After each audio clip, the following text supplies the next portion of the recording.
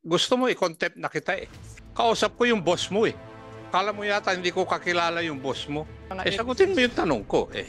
If you're going to evade to answer the questions, sa susunod ay papakulong na kita eh.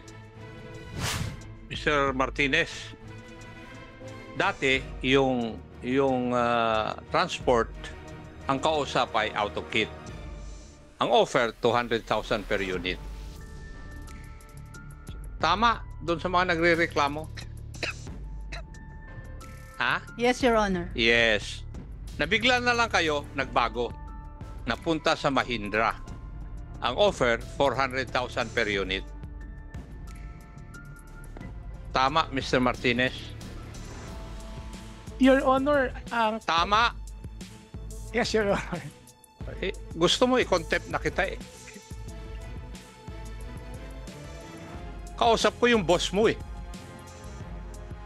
Kala mo yata hindi ko kakilala yung boss mo. The amount given as a discount was 16 million for 40 units. Tama? Yes, Your Honor.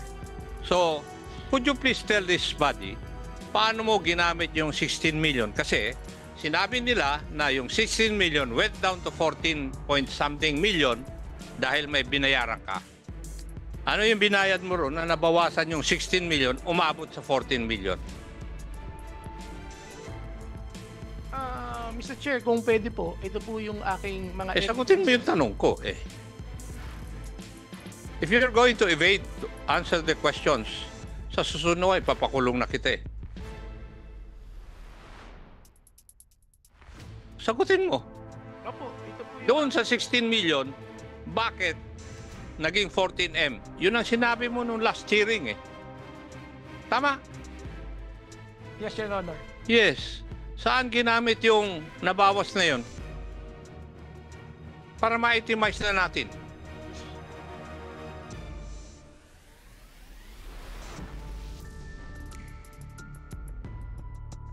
Your Honor, kasi po, before pa lang na nagkaroon na ng LOG, nag-cash advance na po sila ng 800,000. Hindi. Sagutin mo muna. Sagot ko. Eh kung iyat mo, 800,000 yung kinas advance. Kasi ikaw ang una nag-finance dito eh. Opo, Your Honor. Yes. Yes. Ikaw ang una nag-finance. So, sagutin mo ako. Saan napunta yung 2M na nabawas sa 16M? Saan napunta yung 6M? Possible po. Yan yung natira po ay sa commission ko po. Possible po. Commission mo yung 2M. Opo. O, so natira 14M. Opo. Yun, kasama na yung gastos sa pagpaparehistro. Opo, Your Honor. Yung lahat ng insurance at magkano ang total nun na expenses? Nasa 4.5 po lahat. So, 14 point something minus 4.5 will amount to more or less 10M ang natitira. Yes, Your Honor. Paano mo hinati yun? Hinihingi po sila sa akin na cash advance. Paano mo nga hinati? Mr. Chair, dagdag ko lang Ikaw kasi, naman, no? 6.4 pa rin yung binawas doon because of the government subsidy. Tama yon? Tama? Okay. So, bawas yon doon sa 10. So, may natitira 4. Malayo yun. Mr. Chairman, hindi kasi, tinan mo ha, may I explain lang, briefly, Mr. Chair. 16 million yung commission. Yeah. Okay. 16 million yung ano ha. Hindi ko dinidepensa to ha. Wala akong dinidepensa sa inyo. Remember that we are trying to ferret out the truth. 16 million ang binigay sa iyo. 2 million ang commission mo. 4.5 ang ginastos doon sa mga procurement na sasakyan. So that is 6.5 plus 6.4. So ilan yan? 12.9. So minus natin ng 16 million sa 16.9 to sa 14 million, may nawawala tayo, Mr. Chairman, na 2.9. Hindi ako naniniwala na 2.9 lang nawawala. Ayan. O, so yun, ang ating chairman hindi naniniwala. So, Alpha Martinez, kung may nawawala nitong 2.9 na to, nagbigay ka sa kanila ng 500,000 na sinasabi mo. So, nasaan ang 2.4? Sino kumuha ng 2.4? Dahil may natitira pa eh. Di ba? So, kinuha mo ba to? Hindi po, Your Honor. Ito nga po, meron po akong mga katibayan dito kung paano ko po na ibigay sa kanila yung mga natitira na pera. So magkano yung binigay mo sa kanila yung total? O basta bawasin na natin, 2 million ang komisyon mo. 4.5 doon sa ginastos nyo doon sa sasakyan sa pagbili, lahat na yon. 6.4 yung subsidy ng government. So may natitirang 2.9. Nagbigay ka ng 500 something, sabihin na natin. So may natitira pang 2.4. Nasaan yung 2.4? Your Honor, hindi ko po talaga alam kasi binigay ko po. Hindi, talaga sinabi sa kanila. mo, ikaw tumanggap ng pera eh. Kanina mo binigay yung 2.4 na natitira pa. Sa kanila po, kila Julie Ano Tablan. katotohanan? Patunay mo na binigay mo sa kanila. Ito nga po, Your Honor, meron po ako rito mga text message namin sa Messenger na magpapatotoo ng lahat po na natanggap nilang pera, Your Honor. Asan yung pagpapatunay mo na na-receive nila? So kung merong video, isa yan. O ano pa?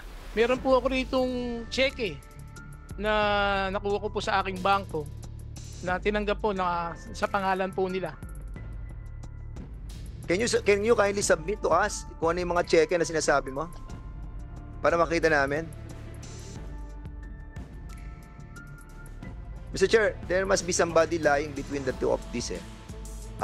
Can you kindly give it to us? Kanino nakapangalan yung cheque na yan? Kay Miss Julie Tablan po, Your Honor.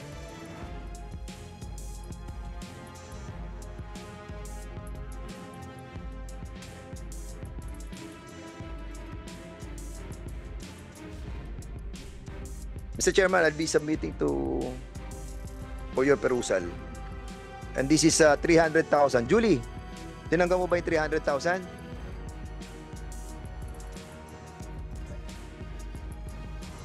Ha? So hindi mo tinanggap yung checking yun, yung 300,000? Tinanggap ko po, pero ito po yung sir napunta rin po. Saan napapunta yan? Sir, sa mga binayaran din po. Ba't hindi sa kooperatiba mo pinaano yung cheque? Ba't hindi sa kooperatiba binigay yung cheque? Bakit kay Julie? Ako sir, nasa operation po. Pero it should be addressed to the cooperative, isn't it? Di ba? Di ba dapat kooperatiba ang cheque? Not personal? Kaya hindi pumasok sa account mo dahil sa iyo in-issue yung 300,000. Did you put that into the book of accounts? Binigay mo ba sa book of accounts? Sir, hindi po namin nailagay po sa book. Bakit hindi? Po. Eh sabi yan, pera yan para saan yan? Para saan yung pera yung 300,000 na yun? Lahat po yan para po sa mga gagastusin sa kooperatiba po. Oh, so sa inyong sa inyong minutes nakalagay ba yung 300,000 na yan? Opo sir, ito po yung total niya. Sir Dan, idagdag ko pa po. Kasi po, ang... Oh, so Ano? Opo. Sa minutes, kasama yung 300,000. Alam mo ba yung minutes? Minutes ng meeting. Opo.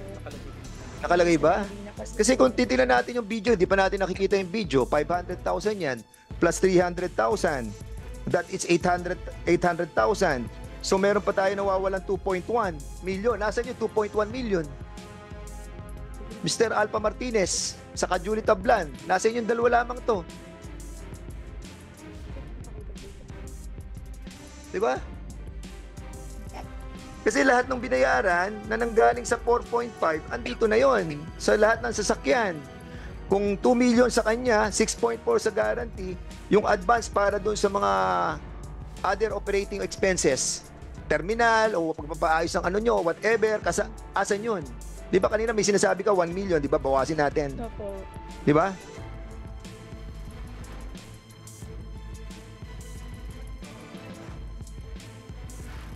So how can you explain the check that was issued to you personally? Yun ang tanong dyan Julie Opo. Ito may pambayad. Alam ba ng presidente mo na na-issuean ka ng 300,000? Opo. Raul, Pinapaalam ko naman po alam mo kay yung Chairman. 300,000 Opo. that was issued to Julie personally? Di-report po niya sa akin. Sabi ko basta lahat ng babayaran mo may resibo. How Partner about pa. the board of directors? Alam niyo yun, mga board of directors? Alam niyo ba? Yun na nga Hindi pa po ako board nung time na yun. Yung dati mga board of directors na tinanggal, were you able to find out or it was reported through the board meeting about the 300,000 that was given and the 500,000 that was given also by cash? Your Honor, wala po yan sa minutes of the meeting namin at sabi nga po ng chairman namin that time, yan ay nasa non-disclosure agreement. Kaya wala po silang dinidisclose sa amin kahit po sa GA, kahit po sa naisubmit na audited financial statement sa CDA, wala po yung sinasabi nila. Is this true that you have mentioned that there is non-disclosure on this matter?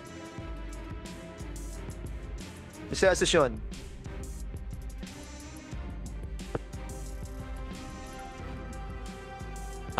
Oo nga. Your Honor, Yeah, kasi you have submitted also to us the audited financial statement. Pero hindi nakalagay yan 300, hindi nakalagay yan 500. So bakit hindi nakalagay yan but you were issued 300,000 from him? So bakit hindi nakalagay sa audited financial Hindi ko po, okay lang po. Yes, of course, ito talaga. Ikaw talaga Sir, kasi sasagot yun po dito. yung sinabi po talaga ni Sir Alpha na sila na po lahat bahala. Actually, sir, meron pa nga po sila, may documents kami dito na yung kasunod po, pag na 100,000, kasi may supro pang binigay sila sa amin eh. Yes, may super Over pa. 950,000 po iyon. Kaya nga. So, Then, meron pa sir po silang, wala pong AFCS pa yung aming unit. So, yun po ipoprovide pa rin po ni Mahindra, din ni Sir Alpha. Then, towing po. I think that's the Naka-return reason po. why this board of directors were complaining dahil nga sinasabi nila na mayroong mga nawawalang pera. And in accordance sa kanilang mga manifestation in the last hearing, they were removed because of this revelation. We do confirm that this is the reason why they were removed. Ah, oo. Ay sir, tatama ko lang po, hindi po tinatanggal po yung aming mga board of directors po na nasuspindi lang po sila. May mga letter po kami sa kanila, then yung case po namin nasa CDA na po. Sige, nasuspindi ba kayo o tinanggal kayo? What? May decision na ba o wala? Kami po ay sinuspinde, pero doon po sa letter doon sa isa naming kasamahan, siya po ay pinitisyon na sumulat po ang mga members on good standing na kami po ay tatanggalin. Pero I think that was December. Tinanggal na po yung suspension namin pero hindi po kami pwedeng umattend ng board meeting ng 3 months at kami po ay non-mix na po kami. Tinanggal na po yung karapatan naming bumoto. I think, Mr. Chairman, no, aside sa 500 saka 300,000 that was given, may nawawala pa ring 2.1